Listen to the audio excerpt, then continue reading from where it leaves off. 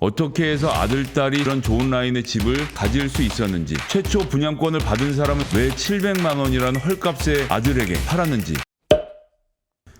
옳은 소리 하는 김성애입니다. 박형준 후보에 대한 의혹 날로 갈수록 커지고 있습니다. 걷잡을 수 없는 국면으로 가고 있는데요. 자, 열린공감TV의 특종으로 이 박형준의 딸 미대 입시 비리 의혹이 지금 나오고 있습니다.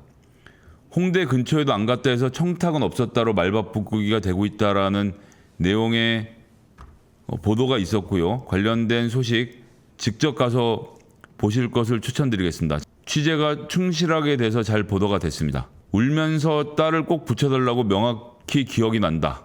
내가 유령이냐? 라면서 홍대 전 교수가 박형준 입시에 대한 거듭 의혹을 촉구했습니다. 김승현 홍익대 교수 직접 찾아가서 박형준 국민의힘 부산시장 선거 사무소 앞에서 기자회견을 가졌고요. 이 과정을 주도한 것은 열린공감TV입니다. 열린공감TV를 통해서 내용을 확인해 주시고요. IM피터 님이 또 잘 정리를 해주셔서 전직 홍대 교수가 3자 대면하자라고 말을 했더니 박형준이 이제 와서는 딸의 기억이 흔들리고 있다. 이렇게 말을 하고 있다는 겁니다. 김 전 교수가 2000년에 선배 교수가 연구실로 올라오라고 해서 가봤더니 박 후보의 아내와 딸이 있었다면서 선배 교수가 박 후보 딸의 채점을 잘 봐줘야 한다. 박 후보도 울면서 우리 딸을 꼭 붙여달라고 말한 것으로 기억하고 있다. 이렇게 해서 채점장에서 학교 직원이 딸 후보의 실기 작품을 가리켰고 선배의 요구대로 85점을 준 것으로 기억한다라고 이야기를 했죠. 원래 인터뷰에선 30점 줄 작품인데 80점 줬다라고 이야기를 했고요. 강진구 경향신문 기자가 이걸 최초로 보도했는데 홍익대 요청을 했더니 2시간 만에 응시 자료가 없다는 사실을 알려줬는데 알고 봤더니 박 후보의 딸이 개명을 해서 엉뚱한 이름으로 찾았기 때문이라고 이야기를 했습니다. 강 기자는 또 여기서 놀라운 얘기를 했는데요. 박 후보 측이 처음에는 홍대 입시에 응시한 적이 없다라고 했다가 이제는 딸의 기억이 흔들리고 있다 라고 말한다는 거죠. 홍대에는 입시 자료가 남아있다는 것이 김 교수의 설명이고요. 박 후보 본인이 직접 요청하면 금방 검증할 수 있기 때문에 검증을 해달라고 이야기를 하고 있는 것이고요. 박 후보가 그래서 이 문제를 가지고 김승현 전 교수 등 6명을 공직선거법상 허위사실 공표죄, 정보통신망법상 명예훼손 등의 혐의로 부산지검에 고발을 해놨다는 겁니다. 고발을 통해서 진위가 드러나게 되겠죠. 하지만 선거는 끝나고 난 다음이라 부산시장에 당선되고 나면 어떻게든 유야무야 대강 넘어가거나 아니면 딸의 기억이 흔들려서 딸이 잘못 말했던 것을 사과하는 선에서 대충 뭉개고 지나가려고 할 것입니다. 어제 SBS가 단독으로 박형준 부인 아파트 전 주인이 아들이었다라는 점을 폭로했습니다. 자, 이 서류에 보시면 지금 조연 씨, 박형준 후보의 부인이죠. 부인이 2020년 4월 28일에 했는데 2015년 12월 28일에 매매라고 써 있는 부분을 제가 2015년 10월 28일 매매라는 부분이 바로 이날이 산 날짜다라고 말씀드렸는데 그건 제가 잘못 말씀드린 것이고요. 이 날짜는 분양을 받은 날짜입니다. 최초 구매자가 따로 있죠. 최초 구매자가 따로 있는데 그 다음 날 아들에게 팔았고 700만 원을 더 받고 아들에게 팔았고 아들이 자기 엄마에게 1억을 더 받고 판 상황인 겁니다. 같은 라인의 아래 위층 집을 아래층을 딸 위층을 아들이 갖고 있는 상태에서 2015년입니다. 이 당시에 박형준 후보는 국회 사무총장으로 현직 공직자로 그리고 그 전에 이명박 정부의 위세를 떨치는 실권자로 있던 사람이었죠. 이 사람의 부인의 딸입니다. 박형준 씨 본인의 딸은 아니고요. 부인의 딸과 아들 이 두 사람이 17층, 18층의 아파트를 갖고 있었던 겁니다. 이게 이제 100층짜리이기 때문에 로얄층은 더 위로 올라가면 있는 거 아니냐라는 말씀을 하실 텐데요. 제가 2016년 기사를 하나 보여드리겠습니다. 2016년 LCT 최초 분양 전 로얄층 10세대 임자 따로 있었다. 웃돈 엄청 붙었는데 시장에 나온 적도 없어. LCT 사업 비례 키맨 이영복 회장 LCT 아파트 882세대 중 43세대를 특혜 분양한 것 외에 이것 외에입니다. 알짜배기 로얄라인 저층 10세대는 최초 분양 전에 거래가 이루어졌다는 주장이 제기가 된 것입니다. 해운대에서 20년 넘게 고급 아파트 분양 중개업을 한 A씨가 뉴스원과의 통화에서 LCT 최초 분양이 있은 지 벌써 1년이 지난 시점에서 부동산 시장에 나온 적이 없는 특정 라인의 물건 10개가 존재를 한다. B동 3호 라인 9층 이상 20층까지 물건 중 2개를 제외한 10개다. 진짜 로열층은 고층이 아닌 해운대 백사장이 한눈에 보이는 B동 3호 라인 9층 이상 10층까지 건물 10중 2개를 제외한 10개가 그렇다는 거죠. 그런데 이것을 보시면요. 지금 여러분들이 보신 등기부등본은 LCT 제타워 B동입니다. 그 B동이죠. ABC 할 때 B동인 겁니다. 그리고 3호도 맞습니다.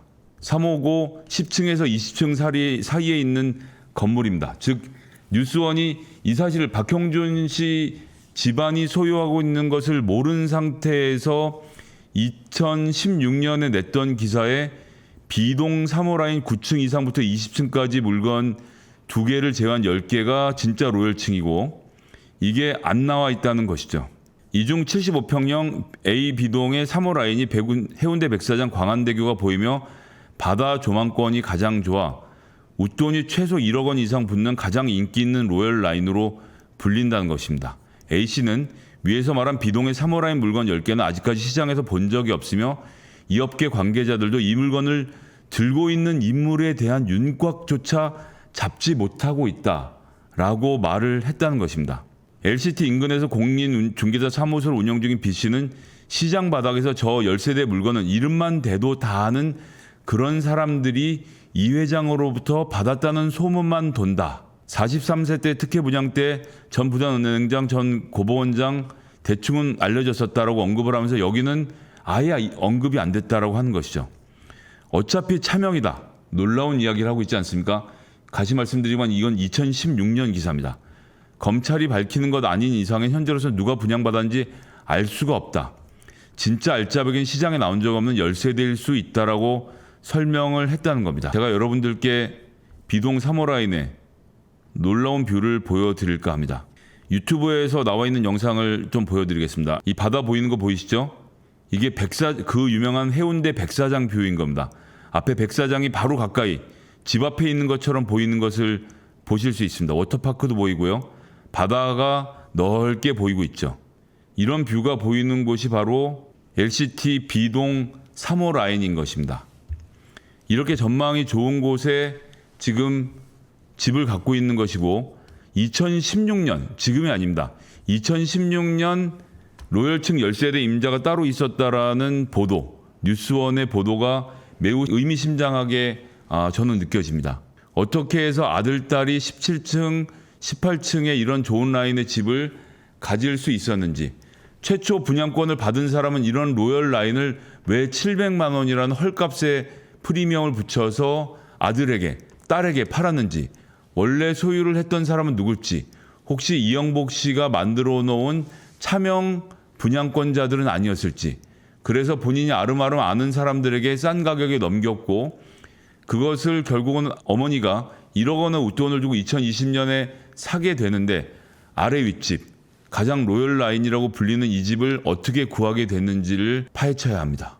이것은 그냥 넘어갈 수 있는 성질의 문제가 아닙니다. 박형준 국회 사무총장의 부인, 그 부인의 아들, 딸이 17층, 18층 매물이 나온 적도 없는 아파트를 어떻게 분양권자로부터 700만 원이라는 저렴한 프리미엄에 살 수 있었는지, 이 과정에 대해서 박형준 후보는 해명을 해야 할 것입니다.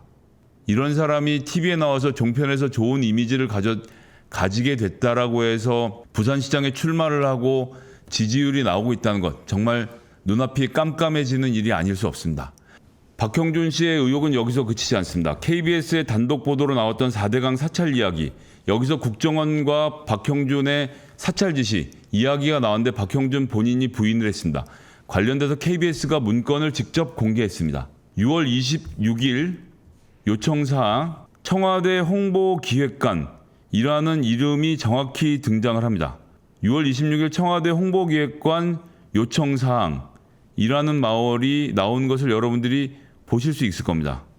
제목은 4대강 사업 찬반단체 관리 및 관리 방안에 대해서 이야기를 하고 있는 것이죠. 4대강 살리기 사업에 관련된 찬성 반대단체 현황을 점검하고 찬성단체 육성 및 반대단체 견제를 위한 정부 차원의 관리 방안을 검토하였음. 이걸 검토해 달라고 청와대 홍보기획관이 요청을 한 겁니다. 언제? 6월 26일에. 그랬더니 2009년 7월 10며칠에 이 자료를 공개한 것이죠. 이 자료를 제출을 한 것입니다. 박형준이 당시에 홍보기획관이었습니다. 뭐 중간에 내용들은 다 보셨으니까 아실 테고요. 반대단체의 활동을 견제하기 위해서 환경단체는 반대를 위한 반대단체로 인식되도록 여론을 조성하고 종교계는 골수자파와 설득 가능한 인사를 분리해서 대응하고 교수 모임은 이념 도덕성 문제로 새 약화를 유도하자 비리 발굴을 통해서 약화시키는 방법 등을 강구하자라고 하는 것이고요. 경장 및 선동에 대해서는 농민들에게 벌법 시위에 대해 벌금형을 부과하고 보상 시 불이익을 준 방침을 주지해서 반대 활동을 무력화하자는 것이고요. 찬성단체에 대해서는 정부 차원의 홍보비 활동을 적극 지원하고 검토할 것. 배포, 홍보기획관 이렇게 나와 있죠. 청와대에는 국정원 파견 직원이 나와 있습니다. 이 사람은 청와대 소속이 아니고요. 국정원의 파견 직원인 겁니다. 그러면 국정원에서 제공해야 되는 정보가 있으면 담당자가 국정원 파견 직원을 부릅니다. 물론 행정관이나 비서 따위가 부르면 국정원이 당연히 응하지 않죠. 그런 경우에 홍보기획관이 나서는 겁니다. 국정원에서 4대강 사업 지금 자꾸 반대가 많이 나오는데 대책 좀 세워봐요. 라고 지시를 하죠. 그러니까 박형준 홍보기획관이 본인의 직원에게 국정원에 이런 문서를 요청하라고 지시를 하는 게 아닙니다. 국정원은 그렇게 증거를 남기지 않습니다. 그러면 박형준 본인이 국정원 파견 직원을 불러서 4대강 찬반단체 현황 좀 점검해서 보고해봐 라고 이야기를 하면 국정원 직원이 청와대 행정망, 즉 증거가 남는 청와대 행정망 컴퓨터를 쓰는 게 아니라 본인의 독자적인 컴퓨터를 써서 문건을 작성하는데 맨 윗줄에 요청을 누가 했는지를 명기합니다. 청와대 홍보기획관 요청 사항 해서 1. 4대강 관련된 내용 2. 찬반단체 현황 3. 4. 이런 식으로 작성을 해서 이메일로도 보내지 않습니다. 파견 직원이 그 이야기를 듣고 문서를 작성한 다음에 그대로 국정원에 갑니다. 국정원에 가서 홍보기획관의 지시사항을 전달하고 그러면 국정원에서 관련된 문서를 생성하는 겁니다. 6월 26일 요청했던 것이 7월 10며칠에 제각 들어오니 2주 정도의 시간이 있으면 문건이 돌아오는 상태가 되는 거죠. 그러면 국정원에서 딱 한부만 혹은 부수를 맞춰서 문서를 생성합니다. 그래서 배포, 누구에게 한다는 것을 명기를 하죠. 배포 앞에는 누군지 모르고 뒤에 홍보기획관 이렇게 두 사람이 적혀 있는 겁니다. 앞에는 아마도 홍보기획관 앞에는 비서실장이거나 민정수석이거나 정무수석 이렇게 되어 있을 가능성이 있죠. 어쨌든 홍보기획관 명의로 이렇게 배포가 되는 겁니다. 그럼 배포 당사자가 있을 거 아닙니까? 국정원 파견 직원이 해당 문서를 2명에게 배포하게 돼 있으면 2부만 출력해서 청와대로 다시 와서 해당 당사자에게 문건을 전달하고 보고를 합니다. 그럼 그 보고는 박형준 혼자만 듣는 겁니다. 정보의 가치는 아는 사람이 적을수록 높아지는 겁니다. 국정원이 해당 문건을 작성해서 이메일로 보내면 비서가 출력해서 홍보기획관님 이런 문서가 왔는데요. 절대 이렇게 돌아가지 않습니다. 국정원 무조건 당사자에게만 보고하게 되어 있는 겁니다. 상부의 지시자에게 전달하도록 되어 있는 것이죠. 그럼 박형준이 국정원 파견 직원으로부터 내용을 보고받고 혹은 국정원 파견 직원이 아니라 국정원에서 담당자가 들어와서 보고를 하면 그 보고를 받고 그 내용 중 직원들과 공유할 수 있는 내용만 따로 추려서 비서관들이나 행정 직원들에게 이야기를 해주는 겁니다. 구조가 이렇게 되어 있기 때문에 이 문서를 박형준 외에 다른 사람이 요청했을 가능성은 없습니다. 청와대가 돌아가는 시스템을 아는 사람이라면 홍보기획관 요청사항이라고 적혀 있으면 홍보기획관이 요청했다는 것은 누구나 알 수 있는 겁니다. 홍보기획관실이라고 적은 것도 아니죠. 그래서 홍보기획관이라고 적었기 때문에 홍보기획관이 요청했다라고 생각하셨을 텐데 제가 지금 말씀드린 대로 청와대에는 관련 문서가 단 한 건도 없습니다. 국가기록원에 그런 문서를 남기겠습니까? 국정원 직원을 불러서 구두로 지시하면 국정원 직원이 본인의 컴퓨터로 문서를 생성해서 국정원에 전달하고 그 답변을 가지고 오는 형태로 진행을 하기 때문에 아무런 증거가 남아있지 않은 겁니다. 청와대에는. 이런 상황인데 박형준은 본인은 그런 것을 지시한 적이 없다라는 말돌리기를 하고 있습니다. 그 말돌리기가 오래 갈 수 있을까요? 여러분들, 얼마 전에 내 나라 내 파일이 다시 한번 기자회견을 열면서 자료를 요구했던 것들 기억이 나실 겁니다. 지금으로부터 2주 전쯤에 벌어진 일인데요. 대법원에 판례가 있기 때문에 이제 문서를 제출해야 됩니다. 문서 제출 기한이 얼마냐? 20일입니다. 오늘이 3월 19일이죠. 다음 주부터 시민단체들이 요구했던 국정원의 문서가 나오기 시작할 겁니다. 그 안에는 어마어마한 내용들이 담겨 있을 것이고 개인 사찰을 포함해서 무지막지한 국정원의 비행이 다 드러나게 될 것입니다. 저는 이 비행의 가장 큰 문제 중에 하나는 그렇게 해서 국내 정보를 모은 자들이 승진을 하고 대공 업무를 수행하고 방청 업무를 수행하고 대테러 활동을 했던 국정원 직원들의 사기를 떨어뜨렸다는 점에서 이것은 매우 중대한 범죄라고 생각을 합니다. 국정원의 대공 기능이 약화된 것은 다름 아니라 문재인 정부가 들어서서가 아니고 이명박 박근혜 정부 시절에 국내 정보를 잘 모으는 놈들을 자꾸 승진시켜줬기 때문에 생긴 부작용이 지금까지 고통받고 있는 것입니다. 대공 방첩 테러와 관련된 문서를 만드는 5069기 생성한 문서가 20만 건이라는 김경엽 정보위원장의 인터뷰 여러분들 보셨을 겁니다. 20만 건의 문서를 생성했는데 이게 전부 다 대공 방첩 테러, 즉 간첩 잡는 문서였다면 20만 건의 문서가 나오는 동안 왜 잡은 간첩은 단 한 사람도 없습니까? 대공 방첩 업무를 하라고 뽑아놓은 국정원 직원들이 국내 사찰 정보로 이것을 활용하고 있었기 때문에 제대로 된 자기 본연의 업무를 해오지 못했던 것이 지금 우리의 현실이고 국정원의 뼈아픈 모습인 것입니다. 이런 지시를 했던 박형준이라는 정치인이 또 살아남아서 부산 시민의 선택을 받는다면 저는 절대로 이대로 넘어갈 수 있는 문제라고 생각하지 않습니다.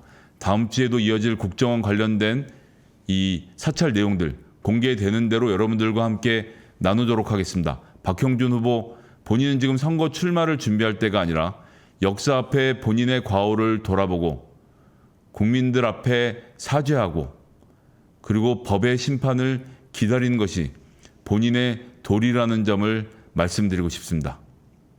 이상 준비한 아침부터 옳은 소리는 마치도록 하겠습니다. 함께해 주신 모든 분들께 감사 인사 드리겠습니다.